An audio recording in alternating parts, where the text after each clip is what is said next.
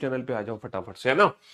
तो मेरे दोस्तों, मेरे भाइयों, मेरे जिगर के टुकड़ों, मैं आपको क्या समझाना चाह रहा था कि हमने सबसे पहली सीरीज स्टार्ट करी है, that was normal alphabetical series. अच्छा, इस सीरीज को सॉल्व करने की मैंने आपको पहले तो बेसिक कंसेप्ट बताया था कि बेसिक कॉन्सेप्ट क्या होता है। जैसे हम जाते हैं ना बाएं से दाएं या दाएं से बाएं, है ना। पोजीशन सेम आने पर माइनस करते हैं हम, डिफरेंट आने पर प्लस कर रहे हैं, है ना। पोजीशन सेम आने पर माइनस, डिफरेंट आने पर प्लस। इंग्लिश वाले बच्चे लास्ट वाली पोजीशन से आंसर दे रहे हैं और हिंदी वाले बच्चे जो हैं वो पहली वाली पोजीशन से आंसर दे रहे हैं, है ना। बात समझ रहे हो ना। पोजीशन सेम आने पर माइनस, डिफरेंट आने पर प्लस। इंग्लिश वाले बच्चे लास्ट वाली पोजीशन को पिक करते हैं, हिंदी वाले बच्चे पहले वाली पोजीशन को पिक करते हैं। अच्छा, कभी आपने सोचा पोजीशन सेम आने पर माइनस ही क्यों करते हैं, डिफरेंट आने पर प्लस क्यों करते हैं? देखो, इसको मैं थोड़ा सा प्रैक्टिकली समझाने की कोशिश करता हूं कि पोजीशन सेम, जैसे आप कभी भूल जाओ, अगर मान लो कभी ये ट्रिक भूल जाओ कि सर सेम आने पर क्या था, डिफरेंट आने पर क्या था, तो इस ट्रिक को याद कैसे किया जाएगा? आप बेटा प्रैक्टिकली सोचना, अगर मैं आपसे कहूं बाएं से दसवें के बाएं दसवां, बाएं से दसवें के बाएं पांचवां, है ना, इस वाले सेंटेंस को ध्यान से पढ़ो, है ना। इस सेंटेंस को ध्यान से पढ़ो। Fifth to the, fifth to the, fifth to the, fifth to the left of, fifth to the left of, tenth from the left hand. इस सेंटेंस को ध्यान से पढ़ो, है ना। कोई भी चीज ना रटने की जरूरत नहीं होती है, समझने की जरूरत होती है। ये हमारा बेसिक कॉन्सेप्ट है, बाएं से दसवें के बाएं पांचवा। तो पहले हमने इस क्वेश्चन को बिल्कुल बेसिक मेथड से सॉल्व किया था, फिर मैंने डायरेक्ट ट्रिक भी बताई थी सेम आने पर माइनस। तो सेम आने पर माइनस एग्जैक्टली हो क्यों रहा है? देखो, जब हम अंग्रेजी वर्णमाला में बोलते हैं ना बाएं से दसवें के बाएं पांचवा, तो अंग्रेजी वर्णमाला में बायां छोर ये होता है ना, दायां छोर ये। अंग्रेजी वर्णमाला का बायां दायां हमारे अकॉर्डिंग होगा, जो हमारा बायां वो इसका बायां, जो हमारा दायां वो इसका दायां, जो हमारा राइट हैंड होगा वो इसका राइट हैंड, जो हमारा लेफ्ट हैंड होगा वो इसका लेफ्ट हैंड। तो जब हम कहते हैं ना बाएं से दसवें के बाएं पांचवा, तो इसका प्रैक्टिकली मीनिंग क्या है? देखो, बाएं से दसवें, तो पहले हम बाएं से 10 चल रहे हैं, तो भैया बाएं से दसवें, फिर इसके बाएं पांचवा आना है और इसका बायां हमारा बायां, तो बाएं से दसवें के बाएं पांचवा। तो जब बाएं पांचवा जाते हैं तो हम रिवर्स हो जाते हैं, समझ रहे हो। तो बाएं से दसवें के जब बाएं पांचवा जाते हैं तो हम रिवर्स हो जाते हैं, बाएं से दसवें के बाएं पांचवा, है ना। Fifth to the left of, किसके fifth to the left of? Tenth from the left hand. तो पहले हम tenth from the left hand count करेंगे, देन आफ्टर उसके फिफ्थ टू द लेफ्ट हो जाएंगे।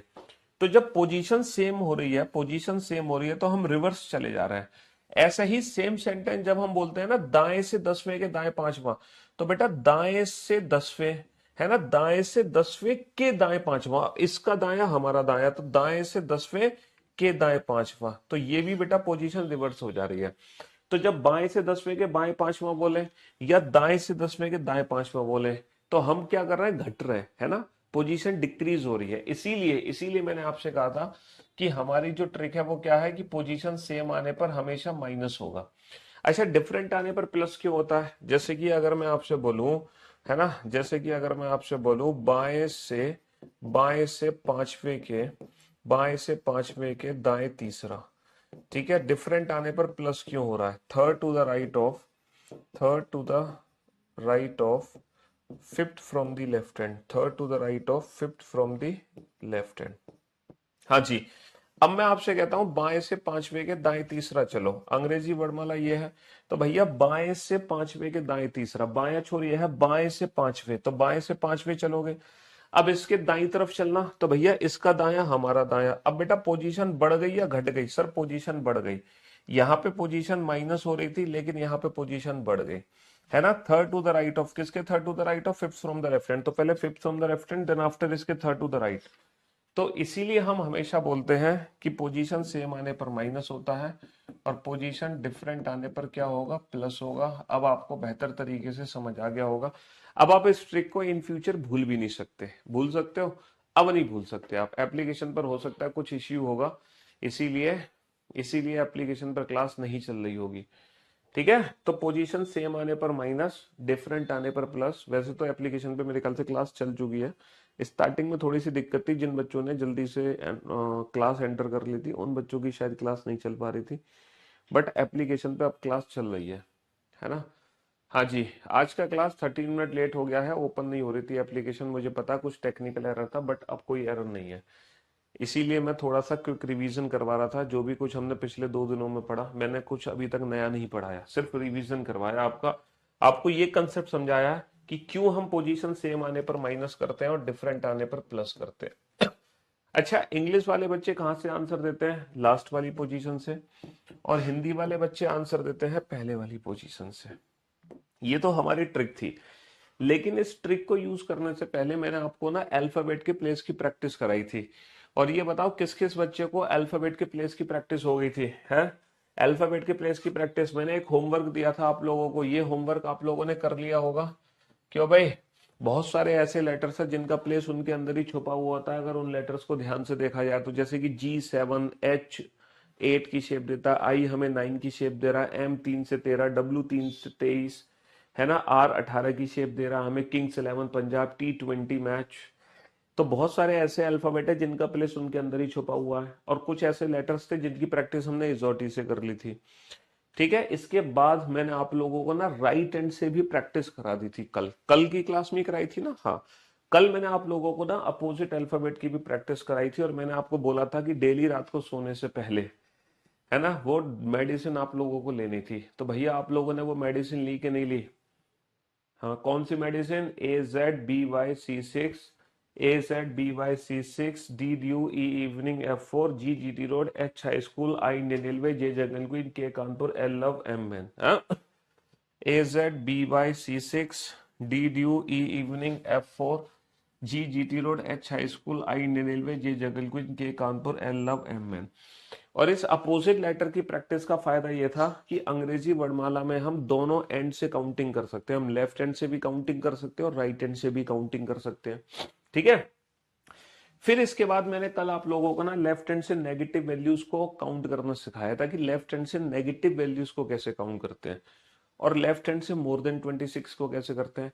फिर मैंने आपको बताया कि राइट हैंड से नेगेटिव को कैसे करते हैं और राइट हैंड से मोर देन 26 को कैसे करते हैं। तो कल हमने बहुत सारी चीजें सीखी थी, है ना, बहुत सारी टाइप्स की काउंटिंग कल हम लोगों ने सीख ली थी, है ना। ये सारी काउंटिंग देखो, ये थी लेफ्ट हैंड से नेगेटिव, ये थी लेफ्ट हैंड से मोर देन 26।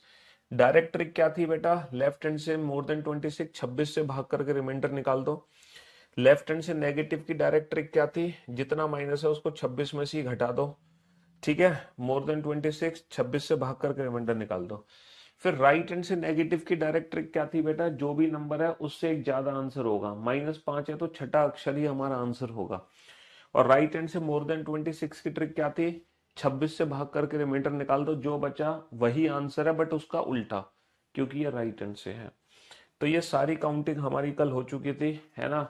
लेफ्ट हैंड से नॉर्मल, राइट हैंड से नॉर्मल, लेफ्ट हैंड से नेगेटिव, लेफ्ट हैंड से मोर देन 26, राइट हैंड से नेगेटिव, राइट हैंड से मोर देन 26। और मैं उम्मीद करता हूं किसी भी बच्चे को इन 6 टाइप की काउंटिंग में दिक्कत नहीं होगी। जिस बच्चे ने कल का लेक्चर नहीं देखा, प्लीज वो कल का लेक्चर जरूर देख ले, है ना। वो कल का लेक्चर जरूर देख ले। अगर आप कल का लेक्चर नहीं देखोगे तो बेटा ये जो काउंटिंग है ना, ये आप समझ नहीं पाओगे। और ये काउंटिंग समझना आपके लिए बेहद जरूरी है, क्योंकि अगर आप कोडिंग डिकोडिंग चैप्टर सॉल्व करोगे ना, तो कोडिंग डिकोडिंग चैप्टर के लिए अगर आप ये चीज नहीं जानते हो, है ना, अगर आपको ये चीजें नहीं पता, तो कोडिंग डिकोडिंग चैप्टर आपसे कभी सॉल्व नहीं होगा, या फिर हो तो जाएगा लेकिन बहुत टाइम वेस्ट होने के बाद, है ना। चलिए साहब, तो आज हम आगे बढ़ते हैं। और जैसे कि मैंने आपसे कहा था कि कल जो भी क्लास थी वो बिल्कुल बेसिक कॉन्सेप्ट की क्लास थी, सारी चीजें कल हमने सीखी थी। लेकिन आज हम क्या करेंगे? आज हम करेंगे प्रैक्टिस। और आज हम सारे क्वेश्चंस के आंसर देंगे विदाउट पेन एंड पेपर, है ना। आज हम सारे क्वेश्चंस के आंसर देंगे विदाउट पेन एंड पेपर, है ना। हाँ जी, देखो रीजनिंग बुक जो चैप्टर वाइज है ना, वो लगभग मैंने यूट्यूब चैनल पे लगभग लगभग पूरी प्रैक्टिस करा दी। सिर्फ 4-5 चैप्टर बच रहे हैं उसके, सिर्फ 4-5 चैप्टर। पीवाईक्यू की प्रैक्टिस मैंने कहा कि जब ये 2:30 बजे वाली क्लास बंद हो जाएगी, जब ये चैप्टर मैं पूरा करा दूंगा, उसके बाद पीवाईक्यू की प्रैक्टिस शुरू हो जाएगी। यूपीपी का पेपर आया था, वो प्रैक्टिस हमने कंप्लीट कराई थी। रेलवे का पेपर आ रहा है तो रेलवे की प्रैक्टिस भी हम करा ही रहे हैं हर शाम को 4 बजे। तो फिर तकलीफ कहाँ आ रही है? अब तुम कहो sir chapter wise practice, sir जब वॉचिंग चलेगी 40 वॉचिंग चलेगी 50-100, तो हम कैसे लाइव आके पढ़ा दें?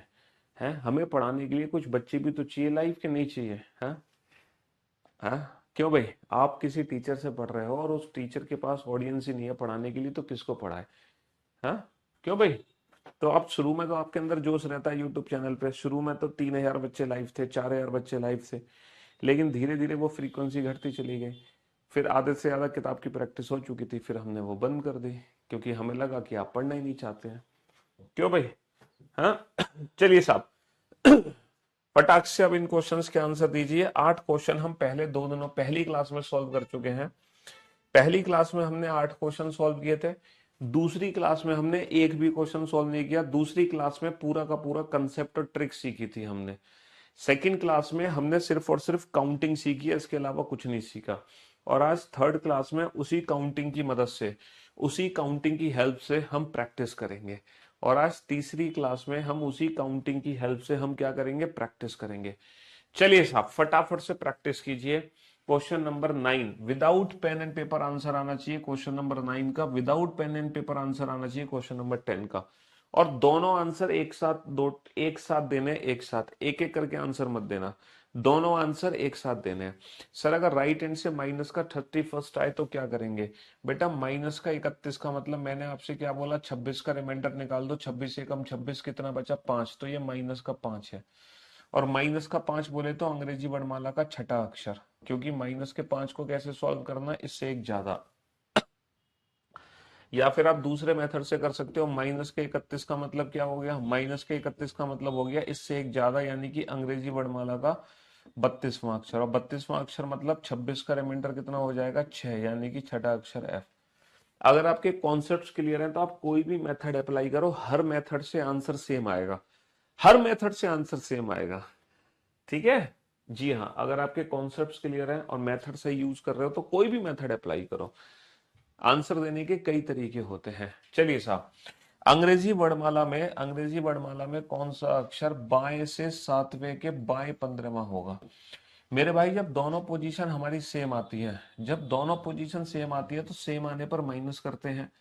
7 माइनस का 15, हिंदी वाले बच्चे माइनस प्लस आगे से करते हैं, इंग्लिश में पीछे से। ये चीज मैंने पहले दिन डिस्कस करी थी। दोनों पोजीशन सेम आने पर माइनस। 7 माइनस का 15 माइनस का 8। माइनस का 8 कहां से होगा? बेटा बाएं से होगा, है ना। दोनों पोजीशन हमारी सेम, सेम आने पर माइनस। 7 माइनस का 15 माइनस का 8, माइनस का 8 फ्रॉम लेफ्ट हैंड। अब माइनस का 8 फ्रॉम लेफ्ट हैंड, बेटा माइनस का 8 कैसे सॉल्व करोगे बाएं से? तो माइनस का 8 मैंने कल क्या ट्रिक बताई थी बेटा? 26 से कितना पीछे जा रहा है? 8 पीछे जा रहा है। एक्चुअल में अंग्रेजी वर्णमाला का 18वां अक्षर हो गया, डेट इज आर। तो जो चीजें आपने कल सीखी ना, उसका रिवीजन आज हो जाएगा। जो काउंटिंग आपने कल सीखी थी उसका रिवीजन बेटा आज की क्लास में हो जाएगा। अंग्रेजी वर्णमाला में कौन सा अक्षर बाएं से 15वें के दाएं 15वां होगा? दोनों पोजीशन क्या है? दोनों पोजीशन डिफरेंट है। बाबू जब दोनों पोजीशन डिफरेंट आती है तो हम क्या करते हैं? प्लस करते हैं। 15 और 15 30। अच्छा 30वां अक्षर कहां से होगा? 30वां अक्षर बाएं से होगा। Which letter will be 15th to the right of 15th from the left hand, है ना। तो दोनों पोजीशन डिफरेंट डिफरेंट आने पर plus 15 plus 15 30th, 30th from which hand? Left hand.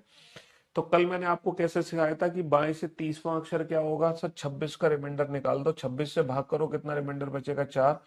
तो ये अंग्रेजी वर्णमाला का चौथा अक्षर हो गया, डेट इज डी। अंग्रेजी वर्णमाला का चौथा अक्षर हो गया, that is D. D is the right answer. बहुत बढ़िया। R and D. पहले क्वेश्चन का आंसर हो गया आर, दूसरे क्वेश्चन का आंसर हो गया D. Without pen and paper इस क्वेश्चन का आंसर दीजिए जल्दी से। हम्म, फटाफट से आंसर दो इस।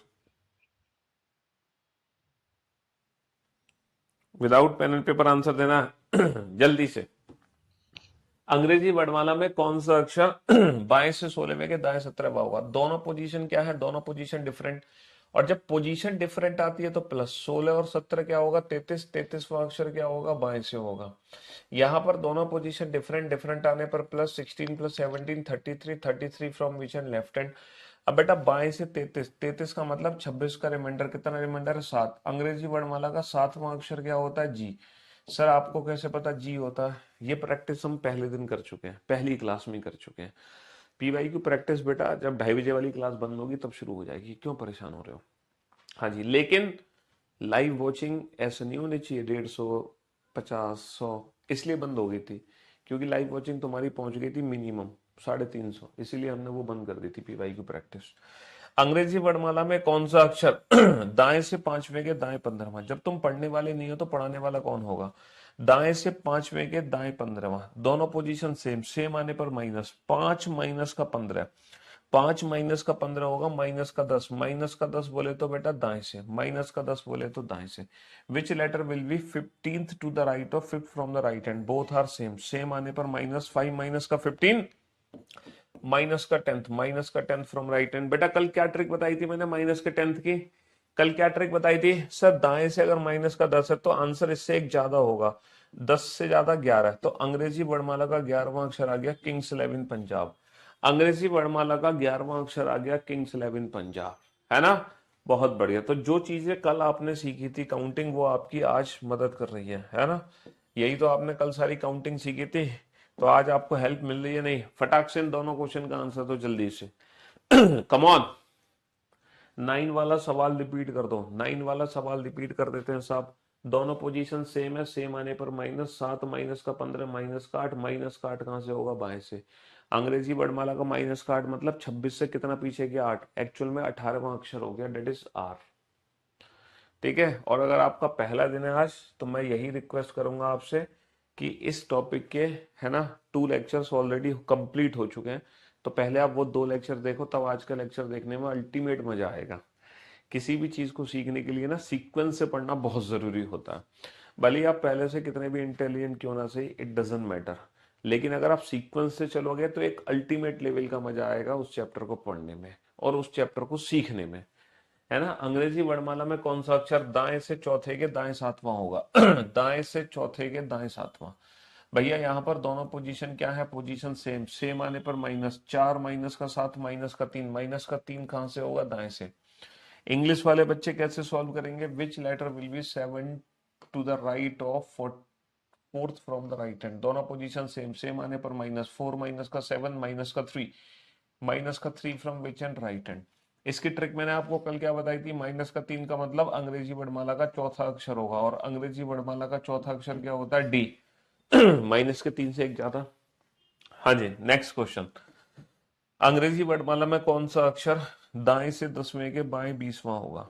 जब हमारी दोनों पोजीशन सेम होती हैं तो हम माइनस कर रहे होते हैं, और जब दोनों पोजीशन डिफरेंट होती हैं तो हम क्या करते हैं? प्लस करते हैं। 10 और 20 30, 30वां अक्षर कहां से होगा? दाएं से होगा, है ना? Which letter will be 20th to the left of 10th from the right hand? दोनों पोजीशन हमारी डिफरेंट है, सेम आने पर तो माइनस कर देते हैं, पोजीशन डिफरेंट आने पर plus, 10 plus 20 30th, 30th from which and? Right hand. अब दाएं से 30वां अक्षर कौन सा होगा बाबू? तो 30 का मतलब 26 का रिमाइंडर, यानी कि चौथा अक्षर चाहिए, लेकिन चौथा अक्षर डी आंसर नहीं दे सकते हम भैया 30 का मतलब 4 होता है, 30 का मतलब 4 ही है, तो ये अंग्रेजी वर्णमाला का चौथा अक्षर है, डेट इज डी। लेकिन हम डी आंसर नहीं दे सकते। क्यों नहीं दे सकते? क्योंकि ये दाएं से चौथा है। अगर ये बाएं से चौथा होता तो पक्का डी होता, ये दाएं से चौथा है तो डी का अपोजिट लेटर होगा। अपोजिट लेटर की प्रैक्टिस मैंने आपको कल कराई थी। डी का अपोजिट होता है ड्यू, डी का अपोजिट होता है ड्यू, यानी कि W is the right answer, W is the right answer. बहुत बढ़िया, शाबाश, वेरी गुड जॉब। चलिए साहब, नेक्स्ट 2 क्वेश्चंस पे आइए फटाफट से। क्वेश्चन नंबर 15 और क्वेश्चन नंबर 16। क्वेश्चन नंबर 15 और क्वेश्चन नंबर 16। चलिए, क्वेश्चन नंबर 16 फिर से आपको थोड़ा सा डिफरेंट क्वेश्चन दिखाई देगा। क्वेश्चन नंबर 16 फिर से आपको डिफरेंट क्वेश्चन दिखाई देगा। 15वां क्वेश्चन भी थोड़ा सा डिफरेंट क्वेश्चन है, 15वां क्वेश्चन भी डिफरेंट क्वेश्चन है। हम कैसे भूल गए? दोनों ही क्वेश्चन डिफरेंट है बाबू। अब इन दोनों क्वेश्चन में क्या खास बात है? अभी तक हम जितने भी क्वेश्चन कर रहे थे, हर क्वेश्चन में सिर्फ 2 पोजीशन का यूज हो रहा था, या तो दोनों लेफ्ट या दोनों राइट, या लेफ्ट राइट या राइट लेफ्ट। टोटल 4 कॉम्बिनेशन बन रहे थे, 2 पोजीशन आ रही थी। लेकिन इस क्वेश्चन में क्या गड़बड़ है सर? 2 से ज्यादा पोजीशन है। अंग्रेजी वर्णमाला में कौन सा अक्षर बाएं से छठे के दाएं चौथे के बाएं तीसरा? तो जरूरी नहीं है कि एग्जाम में सारे क्वेश्चन 2 पोजीशंस वाले हो। एग्जाम में मोर देन 2 पोजीशन आ सकती है, 3 आ सकती है, 4 आ सकती है, 5 आ सकती है, 6 आ सकती है, कितनी भी पोजीशन आ सकती है। अब ये क्वेश्चन कैसे सॉल्व होगा? तो ऐसा नहीं कि इसके लिए कोई अलग से ट्रिक सीखनी है, कोई ट्रिक नहीं सीखनी, है ना? जो ट्रिक आप ऑलरेडी सीख चुके हैं, जो कंसेप्ट मैंने आप लोगों को पहले दिन बताया था, वही कंसेप्ट यहां भी अप्लाई होगा, वही ट्रिक यहां भी अप्लाई होगी।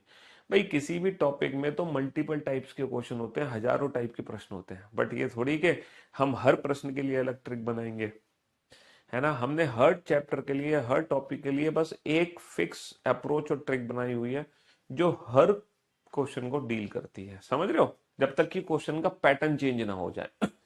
तो अंग्रेजी वर्णमाला में कौन सा अक्षर बाएं से छठे के, दाएं चौथे के, बाएं तीसरा? तो सबसे पहले बेटा हिंदी वाले बच्चे ध्यान से सुनेंगे, सबसे पहले हिंदी वाले बच्चे ध्यान से सुनेंगे। हिंदी वाले बच्चे ये बताओ मुझे, मैंने क्वेश्चन को सॉल्व करने की ट्रिक क्या बताई थी? हिंदी वाले बच्चे कहां से आंसर देते हैं? आगे वाली पोजीशन से आंसर देते हैं ना। आगे वाली पोजीशन से आंसर देते हैं, बाएं से छह। तो हिंदी वाले बच्चे बेटा लिख लेंगे बाएं से छह, क्योंकि हिंदी वाले बच्चे आगे वाली पोजीशन से आंसर देते हैं। तो आगे क्या लिखा हुआ है? बाएं से छह, हमने लिख लिया बाएं से छह। लिख लिया बाएं से छह, अरे लिख लिया कि नहीं? बहुत बढ़िया। अब हमारी ट्रिक क्या थी? पोजीशन सेम आने पर माइनस, डिफरेंट आने पर प्लस, सेम आने पर माइनस, डिफरेंट आने पर प्लस। अब हम आगे बढ़ेंगे, आगे जितनी इस जैसी पोजीशन होंगी, जो बाएं होंगी बाएं, वो तो इसमें से माइनस हो जाएंगी, और जो दाएं होंगी वो इससे डिफरेंट होगा, तो डिफरेंट आने पर प्लस हो जाएगा। कंपैरिजन बेटा इसी से होगा, कंपैरिजन इसी से होगा। चलिए, सेम आने पर माइनस, डिफरेंट आने पर प्लस, वही ट्रिक है। दाएं से चार, बेटा दाया इससे डिफरेंट है, दाया इससे डिफरेंट है, तो डिफरेंट आने पर प्लस कर देंगे। बाएं से तीन, सर बाया इसके जैसा है, बाया इसके जैसा है, सेम आने पर माइनस कर देंगे। छह और चार दस, दस माइनस का तीन सात। अंग्रेजी वर्णमाला में बाएं से सातवां, सातवां अक्षर क्या होता है अंग्रेजी वर्णमाला का? जी होता है। खत्म। वही ट्रिक है, वही कंसेप्ट है जो ऑलरेडी सीख चुके हैं। अब इंग्लिश वाले बच्चे कैसे सो डील करेंगे? सर इंग्लिश वाले बच्चे आंसर कहां देते हैं? हिंदी वाले तो आगे वाली पोजीशन से आंसर देते हैं, इंग्लिश वाले बच्चे आंसर देते हैं लास्ट वाली पोजीशन से, six from the left hand, है ना। इंग्लिश वाले बच्चे लास्ट वाली पोजीशन से आंसर देते हैं, six from the left hand, तो उन्होंने six from the left hand pick कर लिया। अच्छा, इंग्लिश में माइनस प्लस रिवर्स होता है, तो हम पीछे चलेंगे उल्टा, fourth to the right, fourth to the right. अच्छा ये बता, राइट इससे डिफरेंट है या सेम? सर डिफरेंट है, तो डिफरेंट आने पर क्या ट्रिक है? प्लस कर दो। और आगे बढ़ो, third to the left, third to the left. अच्छा लेफ्ट इसके जैसा है, इससे सेम है या डिफरेंट है? सर लेफ्ट इससे सेम है, सेम आने पर minus. Six plus four ten, minus का three seven, seventh from which end? Left hand, seventh from left hand, that is G, G is the right answer. तो वही trick है बेटा, position same आने पर माइनस, डिफरेंट आने पर plus, बस फर्क सिर्फ इतना है, इंग्लिश वाले बच्चे लास्ट वाली पोजीशन को पिक करेंगे, हिंदी वाले बच्चे पहले वाली पोजीशन को पिक करेंगे। चलिए साहब, अब हम इस क्वेश्चन को बनाते हैं। अंग्रेजी वर्णमाला में कौन सा अक्षर बाएं से सातवें? हिंदी वाले बच्चे पहले वाली पोजीशन को पिक कर लेंगे, बाएं से सातवें। हालांकि पेन पेपर की जरूरत नहीं है, लेकिन आप लोगों को समझाने के लिए मुझे पेन पेपर की जरूरत पड़ रही है।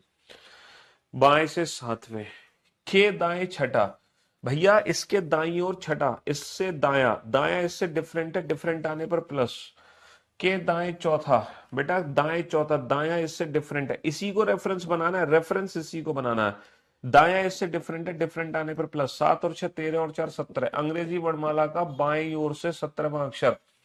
एक्चुअल में अंग्रेजी वर्णमाला का 17वां अक्षर क्या होता है बेटा? OP Q, 15 16 17, Q is the right answer, Q is the right answer. अच्छा, इसी क्वेश्चन को अगर हम इंग्लिश में डील करते हैं तो कैसे करते हैं? इंग्लिश वाले बच्चे लास्ट वाली पोजीशन को पिक करेंगे, seventh from the left hand. English वाले बच्चे लास्ट वाली पोजीशन को पिक करेंगे, seventh from the left hand. अब आप रिवर्स चलो, six to the right, six to the right, right इससे डिफरेंट है, भैया राइट इससे डिफरेंट है, तो डिफरेंट आने पर क्या कर देंगे? डिफरेंट आने पर प्लस कर देंगे, है ना। Fourth to the right, fourth to the right, right इससे डिफरेंट है, डिफरेंट आने पर प्लस कर देंगे।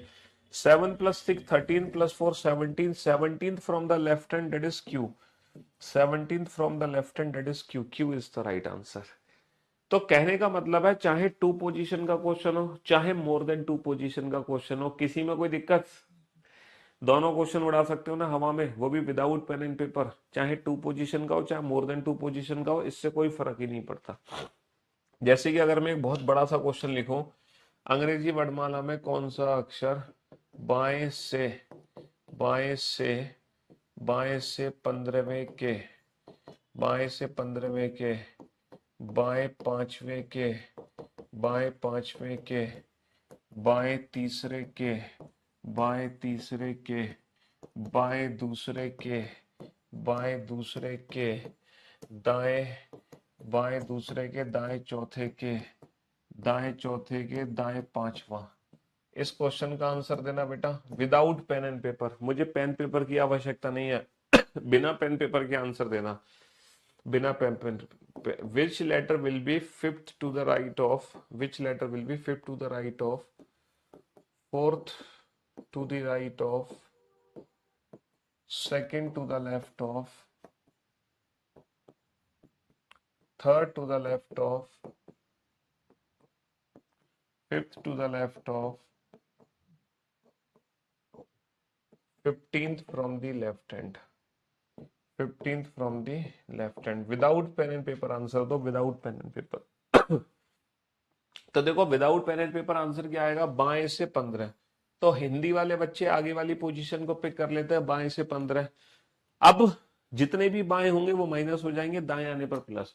बाएं से 15वें के बाएं पांचवा, बायां इससे जैसा है तो 15 माइनस का 5 10, बायां इसके जैसा है 10 माइनस का 3 7, बायां इसके जैसा है 7 माइनस का 2 5, दाएं से डिफरेंट है 5 और 4 9, दाएं से डिफरेंट है 9 और 5 14। तो 14वां अक्षर बाएं से, 14वां अक्षर बाएं से क्या होगा, N. N is the right answer. अगर आप इस क्वेश्चन को बेसिक कॉन्सेप्ट से सॉल्व करोगे ना, तो मैं यकीनन कह सकता हूं कि आपका आंसर आ ही नहीं सकता 1 या 2 मिनट से पहले। 1-2 मिनट से पहले आप आंसर दे ही नहीं सकते। लेकिन अगर आप without pen and paper trick use करते हैं तो मुश्किल से 10 या 15 सेकंड लगेंगे। कहने का मतलब है क्वेश्चन पढ़ के खत्म करोगे इतनी देर में तो आंसर आ जाएगा, क्वेश्चन पढ़ के खत्म करोगे इतनी देर में तो आंसर आ जाएगा आपका। ठीक है, तो सेम आने पर माइनस, डिफरेंट आने पर प्लस, सिंपल। कोई डाउट, कोई कंफ्यूजन? कोई डाउट नहीं। चाहे 2 पोजीशन का क्वेश्चन हो, चाहे मोर देन 2 पोजीशन का क्वेश्चन हो, इससे कोई फर्क ही नहीं पड़ता, है ना, कोई फर्क नहीं पड़ता। चलिए साहब भैया फीस थोड़ी सी बढ़ गई 100-200 रुपए, तो इसमें हम क्या करें, फिर और बढ़ जाएगी फीस। जब ऑफर था, 8 दिन ऑफर चला था, तब आप सो रहे थे, तो इसमें गलती किसकी है, मेरी या आपकी? बट फिर भी 100-200 से इतना बड़ा नुकसान नहीं होगा। ठीक है, अभी भी कोई ज्यादा फीस नहीं है, 1800 रुपये फीस है, 1600 रुपये डिस्काउंट था, 200 रुपये में क्या होगा, है क्यों भाई? ऑफलाइन क्लास में जब हम जाते हैं तो हमें एक बैच की फीस देनी पड़ती है 30 से 40 हजार रुपए, और उसके बावजूद फिर ऑफलाइन क्लास में आने जाने का किराए भाड़े का खर्चा अलग, फिर उसके बावजूद हॉस्टल में रहने का खर्चा अलग, और फिर उसके बावजूद समय बर्बादी अलग। तो बहुत सारी दिक्कतें होती हैं। हाँ, ये तो कुछ भी नहीं है, 1600-1800 रुपये, और तुम्हारे पॉकेट में हम एनी टाइम है, और तुम इस चीज के लिए परेशान होगे तो भाई कैसे जीवन में आगे बढ़ोगे? हैं, कितनी सैलरी मिलेगी तुम्हें पहली बार सरकारी नौकरी से पहले महीने की? अब बात सिर्फ सैलरी की नहीं है, बात है ना, बात है हमारे जीवन की, बात है हमारे परिवार की। अगर एक बच्चा परिवार में से सरकारी नौकरी पे लगता है तो वो सिर्फ अपने लिए नहीं, वो अपने आने वाली जनरेशन, है ना, अपने माँ बाप और अपने से जुड़े लोगों को, है ना, ठीक है, तो मतलब बहुत सारा चेंज हो जाता है उसके सराउंडिंग्स में। सिर्फ एक सरकारी नौकरी आपको नहीं बदलेगी, पूरे आपके सिस्टम को बदल देगी, है ना जी। चलिए साहब फटाफट से आंसर दो बेटा without pen and paper answer आना चाहिए जल्दी से। अंग्रेजी वर्णमाला में कौन सा अक्षर, देखो अंग्रेजी वर्णमाला में, बात अंग्रेजी वर्णमाला की हो रही है, अंग्रेजी वर्णमाला यानी कि A to Z, कौन सा अक्षर बाएं से छठे के, देखो बाएं से छठे, तो हम जानते हैं कि हिंदी वाले बच्चे आगे वाली पोजीशन को ही पकड़ेंगे, बाएं से छठे। अब हम आगे बढ़ते हैं, दाएं से पांचवा, दायां इससे डिफरेंट है, डिफरेंट आने पर प्लस कर देंगे। दाएं से चौथा, दायां इससे डिफरेंट है, डिफरेंट आने पर प्लस कर देंगे। बाएं से तीसरा, बायां इससे जैसा है सेम आने पर माइनस। 6 और 5 11 और 4 15, माइनस का 3 12। बाएं से 12वां, 12वां अक्षर क्या होता है अंग्रेजी वर्णमाला का, 12L, है ना। इंग्लिश वाले बच्चे 6 from the left hand, English वाले बच्चे लास्ट वाली पोजीशन को पिक करते हैं, 6 फ्रॉम द लेफ्ट हैंड। अब आप रिवर्स चलो, fifth to the right, fifth to the right, right इससे डिफरेंट है, डिफरेंट, डिफरेंट आने पर प्लस कर देंगे। Fourth to the right, right right right इससे डिफरेंट है, डिफरेंट आने पर प्लस कर देंगे, है ना। Third to the left, third to the left, third to the left, left इसके जैसा है सेम आने पर माइनस कर देंगे। 6 + 5 11 + 4 15, माइनस का 3 12, 12th from left hand, that is L is the right answer, L is the right answer. बहुत बढ़िया। अंग्रेजी वर्णमाला में कौन सा अक्षर दाएं से 10वें? भैया काउंटिंग हो रही है दाएं से 10वें, हिंदी वाले बच्चे दाएं से 10 को पिक कर लेंगे, दाएं से 10। अब हम आगे बढ़ते हैं, दाएं से छठा, दाया इसके जैसा है, सेम आने पर माइनस, सेम आने पर माइनस। बाएं से पांचवा, बाया इससे डिफरेंट है, डिफरेंट आने पर प्लस। ठीक है, बाएं से चौथा, बाया इससे डिफरेंट है, डिफरेंट आने पर प्लस। 10 माइनस का 6, 4 और 5 9 और 4 13। अंग्रेजी वर्णमाला का 13वां अक्षर। इंग्लिश वाले बच्चे बेटा 10th from the right hand, last वाली पोजीशन को पिक कर लेंगे, 10th from the right hand. अब हम रिवर्स चलेंगे, 6 to the right, right right इसके जैसा है, सेम आने पर minus. 5th to the left, left इससे डिफरेंट है, डिफरेंट आने पर plus. And 4th to the left, left इससे डिफरेंट है, डिफरेंट आने पर प्लस। तो भैया 10 माइनस का 6, 4 प्लस 5 9 प्लस 4 13, 13। बहुत सारे बच्चे एम आंसर दे रहे हैं, जो बच्चे एम आंसर दे रहे हैं इस क्वेश्चन का वो मुर्गा बन जाए, जो बच्चे एम आंसर दे रहे हैं मुर्गा बन जाए, जोर से चिल्लाए कुकड़ को। जिनका भी आंसर एम है वो मुर्गा बन के चिल्लाए कुकड़ को, उनकी शायद दिमाग की नसें थोड़ी सी ब्लॉक है। जब आप मुर्गा बनोगे तो वो दिमाग की नसें आपकी खुल जाएंगी। तो जिन बच्चों का आंसर एम है वो मुर्गा बने और चिल्लाए बेटा कुकड़ को, ताकि थोड़ी सी दिमाग की नसें तुम्हारी सी खुल जाए। दिमाग की नसें खुलना बहुत जरूरी है ना बेटा। एम आंसर आप तब देते जब ये काउंटिंग बेटा, ये काउंटिंग राइट की जगह लेफ्ट से होती, ये काउंटिंग दाएं की जगह बाएं से होती, तो तुम्हारा एम आंसर बिल्कुल ठीक था। लेकिन अब आप एम आंसर नहीं दे सकते, अब आप क्या दोगे? एम का जस्ट अपोजिट आंसर। क्या दोगे? एम का जस्ट अपोजिट आंसर। समझ रहे हो? एम का उल्टा क्या होता है? एम का उल्टा होता है, क्या बताया था कल? मैन। एम का उल्टा होता है एन। एम का उल्टा आंसर दोगे क्योंकि ये दाएं से काउंटिंग हो रही है राइट हैंड से। ये भी तो चेक करोगे ना काउंटिंग एग्जैक्टली हम कर कहां से रहे हैं, हम बाएं छोर से कर रहे हैं या दाएं छोर से कर रहे हैं, ये पता होना बहुत जरूरी है। हम राइट हैंड से कर रहे हैं या लेफ्ट हैंड से काउंटिंग कर रहे हैं, ये पता होना बहुत जरूरी है। चलिए साहब, अब ये क्वेश्चन ध्यान से देखो। अभी तक बेटा तुमने 18 क्वेश्चन बनाए, 18 के 18 क्वेश्चन सेम पैटर्न को फॉलो कर रहे थे। 18th के 18th क्वेश्चन सेम पैटर्न को फॉलो कर रहे थे, एक भी क्वेश्चन ऐसा नहीं था जो डिफरेंट पैटर्न को फॉलो कर रहा था। 18 क्वेश्चंस जो हमने अभी तक सॉल्व किए हैं, ये 18 के 18 क्वेश्चन एक ही पैटर्न को फॉलो कर रहे थे, सेम पैटर्न को। और हर क्वेश्चन में हम क्या कर रहे थे?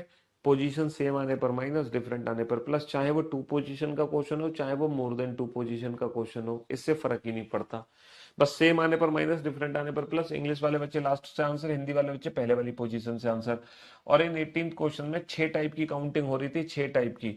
एक तो लेफ्ट हैंड से नॉर्मल काउंटिंग हो रही थी, राइट हैंड से नॉर्मल हो रही थी, लेफ्ट हैंड से नेगेटिव हो रही थी, लेफ्ट हैंड से मोर देन 26 हो रही थी, राइट हैंड से नेगेटिव हो रही थी और राइट हैंड से मोर देन 26 हो रही थी।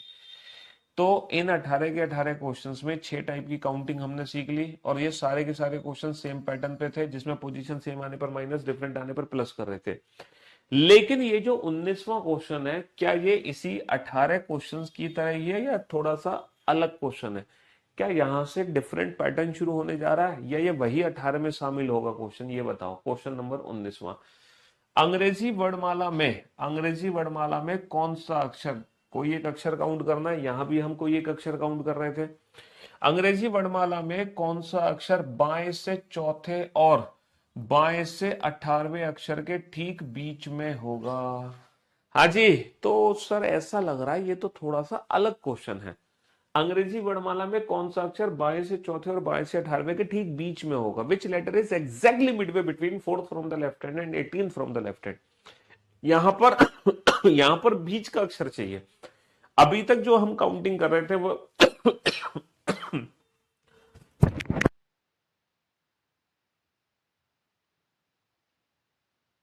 Sorry, excuse me. हाँ जी, अभी तक जो हम काउंटिंग कर रहे थे वो क्या कर रहे थे? बाएं से चौथे के बाएं 18वां, बाएं से 18वें के बाएं चौथा, इस टाइप की काउंटिंग थी। लेकिन अब हमें ना बीच का अब हमें बीच का अक्षर कैलकुलेट करना है, मिडवे बिटवीन। तो वही चीज है, पहले हम चलेंगे मैंगो लाइफ, आम जिंदगी, ममास मेथड, है ना। बेसिक कॉन्सेप्ट से इस क्वेश्चन को सॉल्व करेंगे, बिल्कुल बेसिक तरीके से। तो अंग्रेजी, which letter will be exactly midway between 4th from the left hand and 18th from the left hand? बाएं से चौथे और बाएं से 18वें अक्षर के ठीक बीच का अक्षर, बाएं से चौथा अक्षर क्या होता है अंग्रेजी वर्णमाला में? डी। बाएं से 18वां अक्षर क्या होता है? आर। तो भैया डी और आर के ठीक बीच में क्या अक्षर है? पूरी सीरीज लिख डालो, D E F G H, D E F G H I J K L M N O P Q R. पूरी सीरीज लिख दी हमने डी टू आर। और भैया डी और आर के ठीक बीच में कौन सा अक्षर है? तो बिल्कुल बेसिक तरीके से इस क्वेश्चन को सॉल्व करेंगे। डी और आर के ठीक बीच में कौन सा अक्षर है? तो भैया ई से क्यू कट गया, बिल्कुल कट गया। एफ से पी कट गया, बिल्कुल कट गया। जी से ओ कट गया, बिल्कुल कट गया। एच से एन कट गया, बिल्कुल कट गया। आई से एम कट गया, बिल्कुल कट गया। जे से एल कट गया, बिल्कुल कट गया। तो डी और आर के ठीक बीच में कौन सा अक्षर निकल कर आ गया? के अक्षर निकल कर आ गया, बिल्कुल बेसिक मेथड से। दिस इज ममाज मेथड, है ना, ये ममाज मेथड है। अब हम चलते हैं डैडीज मेथड पे, पपास मेथड पे, यानी कि मैंटोस जिंदगी। हाँ हाँ जी। तो मेरे दोस्तों, मेरे भाइयों, अब इस क्वेश्चन को अगर हम विदाउट पेन एंड पेपर करना चाहते हैं तो कैसे डील करेंगे? देखो, जब भी हमसे बीच का अक्षर निकलवाए, जब भी हमसे ठीक बीच का अक्षर निकलवाए, तब हमें पता है क्या करना है? कुछ नहीं करना। ऐसा मत करना कि सेम आने पर माइनस, वो तो अलग कंसेप्ट हो गया ना। बीच का अक्षर जब भी निकलवाएगा आपको कुछ नहीं करना, आप दोनों नंबर का एवरेज निकाल दो। एवरेज बोले तो बेटा औसत। आप दोनों नंबर का एवरेज निकाल दो, औसत, बात खत्म। वही अपना आंसर होगा, है ना। जब भी बीच का नंबर निकालना हो तो आप दोनों नंबर का एवरेज निकाल दो, वही हमारा आंसर होगा, बात खत्म। तो बेटा बाएं से चौथे और बाएं से 18वें अक्षर के ठीक बीच में कौन सा अक्षर होगा? 4 और 18 का एवरेज कितना बनता है? 18 और 4 22, 22 बटा तो 11। तो अंग्रेजी वर्णमाला का 11वां अक्षर हो गया, that is K. K is the right answer. That is K is the right answer. लेकिन लेकिन जब हम एवरेज निकालेंगे ना, जब हम एवरेज निकालेंगे तो एवरेज निकालने की कुछ टर्म्स एंड कंडीशन है ना। टीएनसी अप्लाई होगा यहाँ पर, यहाँ पर टीएनसी अप्लाई है। अब यहाँ पे टीएनसी क्या अप्लाई है? टर्म्स एंड कंडीशंस क्या अप्लाई होंगी? टर्म्स एंड कंडीशन ये अप्लाई होंगी कि एवरेज एवरेज तभी निकलेगा जब ये दोनों पोजीशन सेम एंड से होंगी। सेम एंड यानी कि या तो दोनों लेफ्ट हैंड से होनी चाहिए या दोनों राइट हैंड से। भैया औसत तब निकलेगा जब दोनों पोजीशन हमारी बाएं छोर से या दोनों ही दाएं छोर से हो, पहली कंडीशन। दूसरी कंडीशन यह है कि एवरेज निकलने के बाद आंसर हमारा उसी एंड से बनेगा जिस एंड में दोनों पोजीशन है। अगर दोनों पोजीशन लेफ्ट हैंड में तो आंसर बनेगा लेफ्ट हैंड से 11th। अगर दोनों पोजीशन राइट हैंड में तो ये आंसर बनता राइट हैंड से 11th। Got it? तो एवरेज कब निकलेगा? Both position should be from same and. Average तब निकलेगा जब दोनों स्थितियां एक ही छोर से होनी चाहिए। एवरेज निकलने के बाद आंसर भी उसी एंड से होगा जिस एंड में दोनों पोजीशन है। कुछ बच्चों के पेट में दर्द हो गया होगा, उनको लग रहा है सर अगर एवरेज ही ना निकले तब हम क्या करेंगे? अगर एवरेज ही ना निकले तब हम क्या करेंगे? उसके लिए थोड़ा पेशेंस रखेंगे।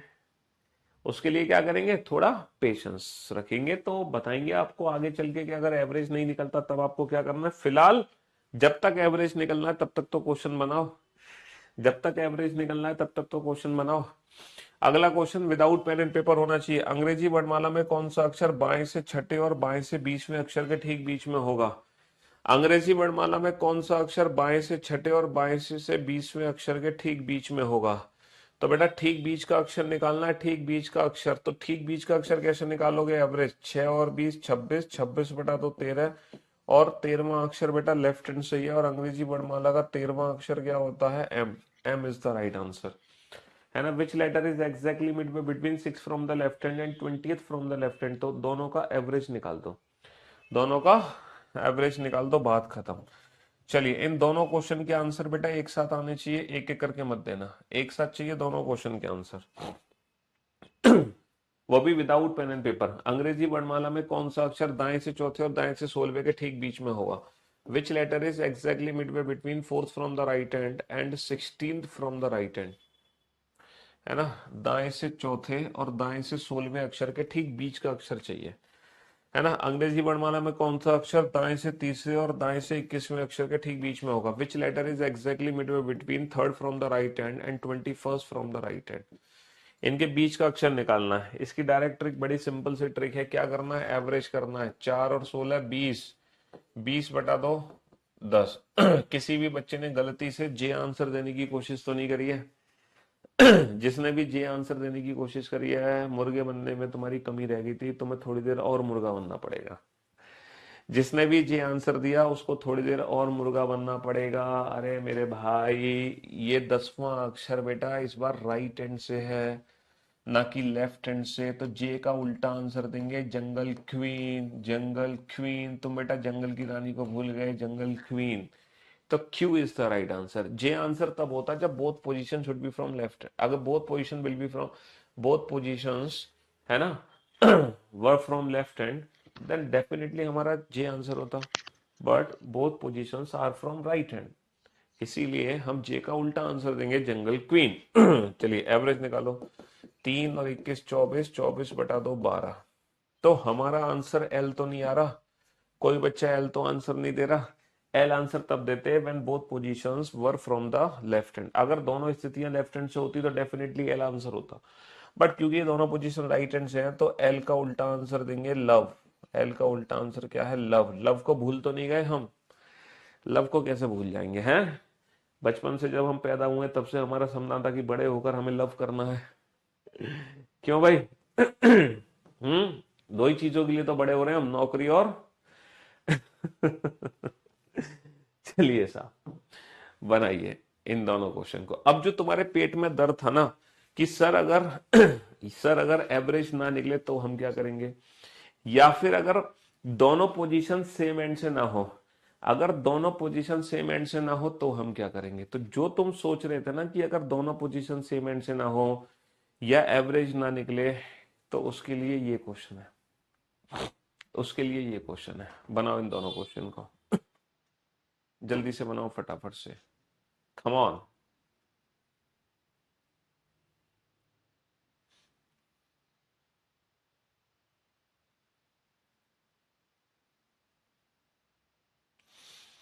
हाँ जी।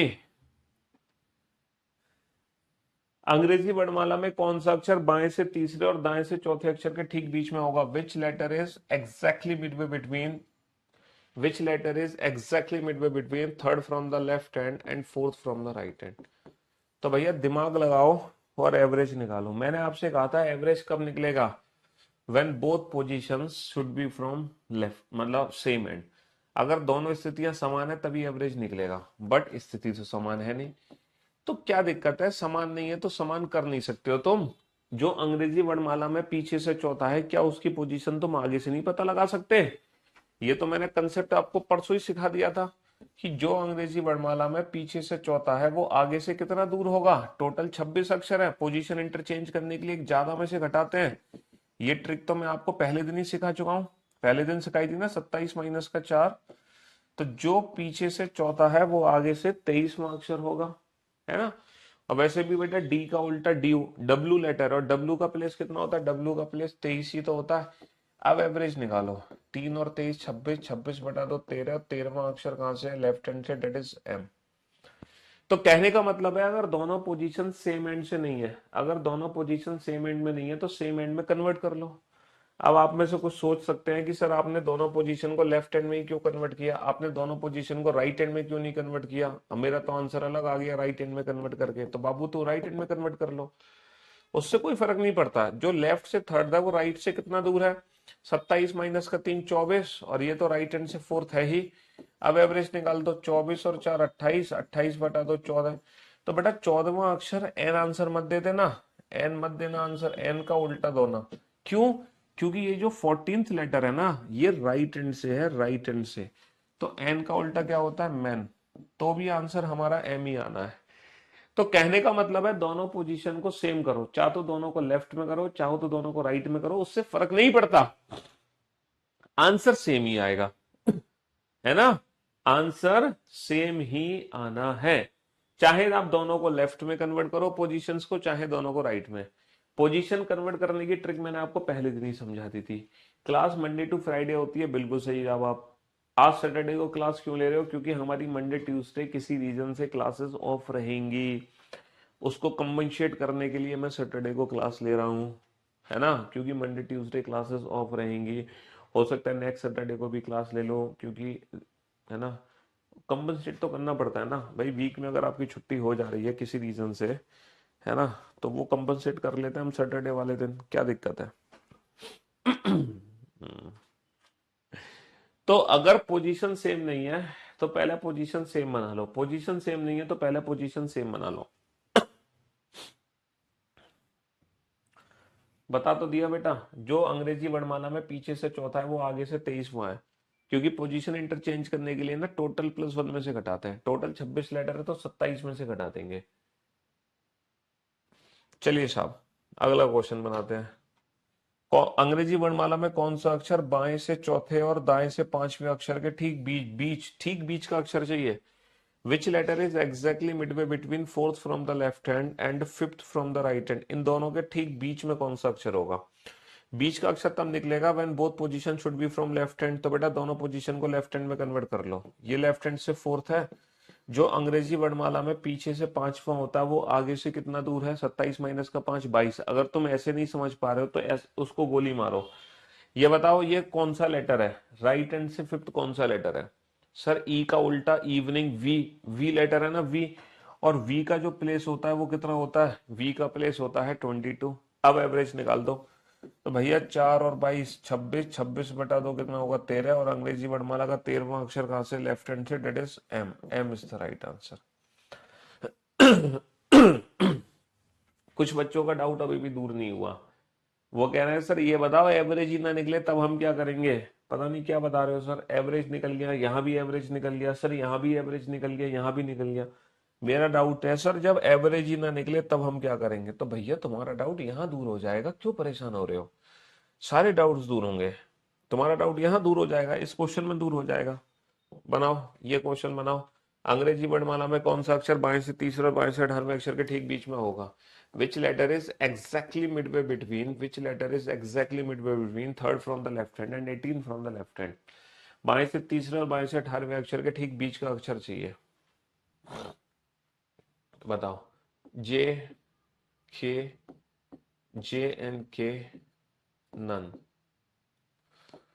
ठीक है, मैं ऑप्शंस आपको दूंगा, आपको ना बेस्ट ऑप्शन चूज करना है। एक चीज याद रखना, रीजनिंग में जब तक हम बेस्ट ऑप्शन चूज नहीं करेंगे, रीजनिंग में जब तक हम बेस्ट ऑप्शन चूज नहीं करेंगे तब तक सिलेक्शन हमारा नहीं होगा, है ना।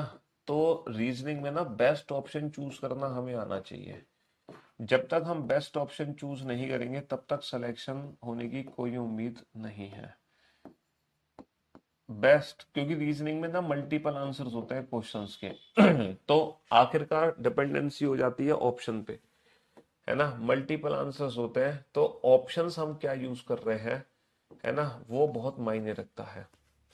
ऑप्शंस हम क्या यूज कर रहे हैं वो मायने रखता है, ठीक है। ऑप्शंस हम क्या यूज कर रहे हैं वो मायने रखता है।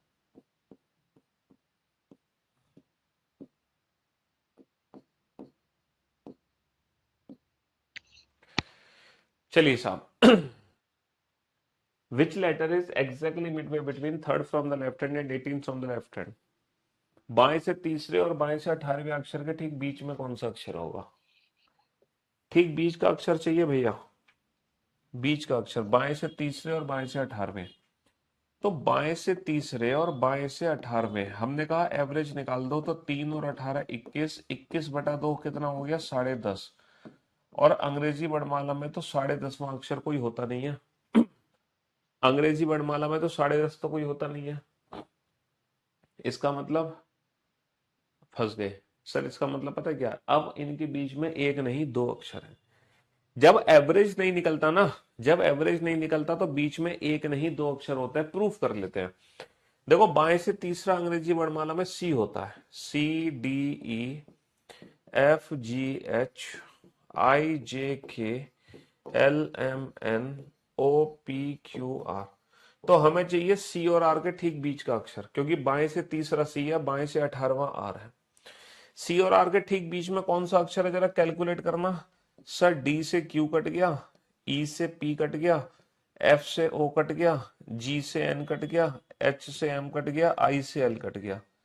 और फाइनली जे से के कट गया, यानी कि सी और आर के ठीक बीच में तो एग्जैक्टली कोई अक्षर है ही नहीं। सी और आर के ठीक बीच में एग्जैक्टली कोई अक्षर नहीं है, अगर है तो फिर यहाँ पे एक नहीं दो अक्षर है। तो जब एवरेज नहीं निकलता तो बीच में एक नहीं दो अक्षर होते हैं, दो। तो जे एंड के, तो अगर हमारे विकल्प में कहीं भी जे एंड के ऑप्शन दिया हुआ है, अगर हमारे विकल्प में कहीं भी जे एंड के ऑप्शन दिया हुआ है तो हम हमेशा जे एंड के ऑप्शन को ही चूज करेंगे, हमेशा हमेशा जे एंड के ऑप्शन को चूज करेंगे। तो इस क्वेश्चन की जो प्रायोरिटी होगी आंसर देने की, वो फर्स्ट प्रायोरिटी होगी जे एंड के। तो जे एंड के अगर कहीं पर भी ऑप्शन है चारों में से, तो हम हमेशा जे एंड के ऑप्शन ही चूज करेंगे। अगर जे एंड के ऑप्शन नहीं है तब दूसरी जो प्रायोरिटी होगी वो हमारी होगी नन। अगर नन, अगर मान लो जे एन के देखो यहाँ नहीं है, यहाँ भी जे एन के नहीं है, यहाँ भी नहीं है, यहाँ भी जे एन के नहीं है, यहाँ भी, तो इसको छोड़कर कहीं भी जे एन के नहीं था। अगर कहीं और होता जे एन के तो हम जे एन के ही ऑप्शन चूज कर लेते, बट है नहीं। अब क्या करें? तो सर अगर जे एन के ऑप्शन नहीं दे रखा है तब हम जो ऑप्शन चूज करेंगे वो चूज करेंगे नन। तब हम जो ऑप्शन चूज करेंगे वो ऑप्शन चूज क्या करेंगे? वो ऑप्शन चूज करेंगे नन। अगर एग्जाम में जे एन के ऑप्शन नहीं दे रखा तब हम ऑप्शन चूज करेंगे नन। तो हमने भाई साहब नन ऑप्शन चूज कर लिया। और अगर नन ऑप्शन भी नहीं है फिर क्या करोगे? ना जे एन के है ना नन है। देखो ना पे, यहाँ पे ना तो जे एन के है ना नन, ना तो जे एन के है ना नन, ना तो जे एन के है ना नन। अब क्या करेंगे? तो सर जे और के में से कोई भी एक लेटर होगा, जो भी लेटर होगा उसी को आंसर बना देना। जो भी लेटर होगा उसी को आंसर बना देना। जैसे कि जे और के में से जे है, सर जे और के में से के है, उसी को आंसर। क्योंकि जब तक हम बेस्ट ऑप्शन चूज नहीं करेंगे तब तक हमारा आंसर ही नहीं आएगा। तो अंग्रेजी वर्णमाला में बाएं से तीसरे और बाएं से 18वें अक्षर के ठीक बीच में कौन सा अक्षर है? दो अक्षर है, जे एन के। अगर जे एन के अक्षर है तो यही है, वरना जे और के भी कट गए तो बीच में कोई भी अक्षर नहीं है, नन।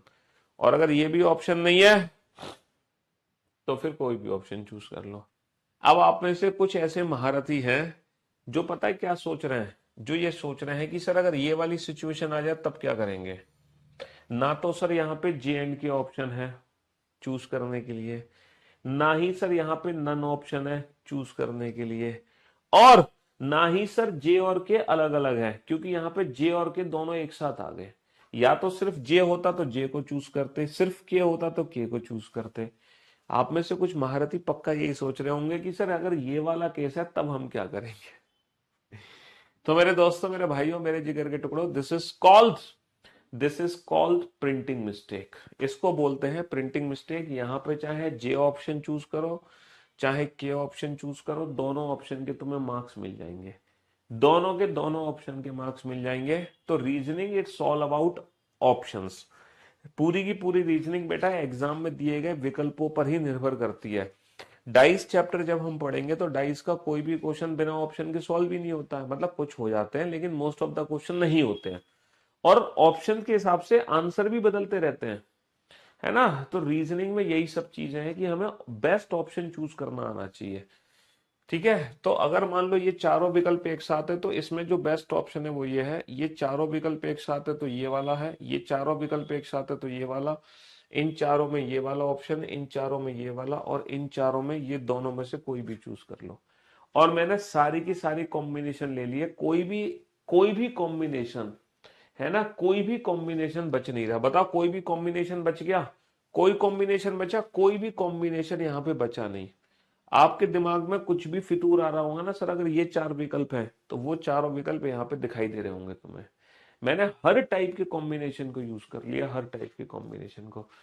तीसरा वाला मिस्टेक कैसे हो गया बेटा? None option. अगर देखो जे एन के नहीं है, ये हमारी ऑप्शंस की प्रायोरिटी है, सबसे पहले हमें जे एन के ऑप्शन को खोजना है, खोज लिया। अगर ये नहीं है तो फिर हम नन ऑप्शन को खोजेंगे, नन ऑप्शन को खोज लिया। बाकी इनके साथ क्या है हमें फर्क ही नहीं पड़ता, सबसे पहले इसको देखो, ये नहीं है तो इसको देखो, वरना फिर जे और के में से कोई भी एक ऑप्शन। जे के नहीं है तो जे, और जे नहीं है तो फिर के। और ये प्रिंटिंग मिस्टेक थी। सर ये तो आपने बिल्कुल बेसिक मेथड समझा दिया, पूरी सीरीज लिखकर बेसिक मेथड समझा दिया, लेकिन इस क्वेश्चन को डायरेक्ट कैसे सॉल्व करेंगे एग्जाम में? तो मेरे दोस्तों, मेरे भाइयों, जब एवरेज नहीं निकलता ना तो इसका मतलब बीच में दो अक्षर होते हैं। कौन कौन से दो अक्षर होते हैं? कौन कौन से दो अक्षर होते हैं? एक बार तो 0.5 को कम कर दो, एक बार 0.5 को ज्यादा कर दो। तो 10.5 में से 0.5 कम करोगे तो बचेगा 10। 10.5 में 0.5 ऐड कर दोगे तो बनेगा 11। इसका मतलब अब बीच में दो अक्षर है, 10 और 11। 10वां होता है जे, 11वां होता है के, तो हमारा आंसर आ गया जे एंड के। हमारा आंसर क्या आ गया? जे एंड के। हाँ जी, तो हमारा आंसर आ गया जे एंड के। चलिए साहब, अब आप इस क्वेश्चन को बनाइए। अंग्रेजी वर्णमाला में कौन सा अक्षर बाएं से चौथे और दाएं से 19वें अक्षर के ठीक बीच का होगा? भैया बाएं से चौथे और बाएं से 19वें अक्षर के ठीक बीच का अक्षर चाहिए। बाएं से चौथे और बाएं से 19वें अक्षर के ठीक बीच का अक्षर। बाएं से चौथे और बाएं से 19वां जो अक्षर होता है अंग्रेजी वर्णमाला में, इन दोनों के ठीक बीच में कौन सा अक्षर आता है? Which letter is exactly midway between fourth from the left hand and 19th from the left hand in English alphabetical series? तो इन दोनों का एवरेज क्या निकलेगा? 4 और 19 23, और 23/2 कितना होगा? 23/2 होगा 11.5।